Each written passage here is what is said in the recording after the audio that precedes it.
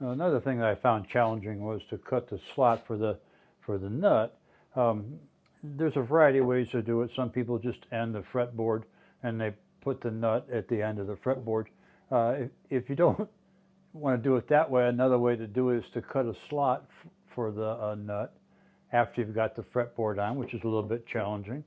I did this one a little bit differently. I cut the slot like that, and then I made another cut for the nut to go in there. That way I was experimenting, and I used that for a string retainer after the nut. Probably wasn't the easiest way, but that's what I did it.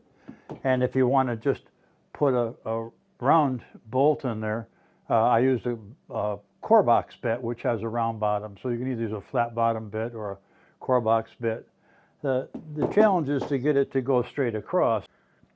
To make the slot for the nut, I just made a simple fixture. I took a board and then I screwed a piece here that's going to keep it level with the fretboard.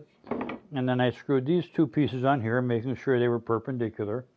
And I put the distance apart based on the base of my handheld router. I ran a first cut through there with a core box bit to tell me where the slot was going to be. And then all I had to do was just line it up on the neck with where I wanted it to be. I used a spring clamp just to kind of hold it in place to get me started. And then I used a clamp with just a plastic foot on it so to keep the neck from getting dinged up. And then I could either clamp it down this way or clamp it this way. The main thing that I wanted to make sure was that it stayed up tight to the neck so that it was the slot would be perpendicular to the neck. And I could use a variety of spring clamps or however I wanted to do that. And then all I had to do was set the depth on the core box bit. And the first slot that I made was the depth that I wanted, but I could adjust it up or down.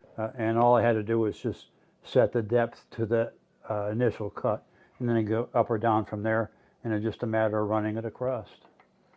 Fairly simple. I designed it so that it was only one-sided to accommodate however different thicknesses of the neck that I had.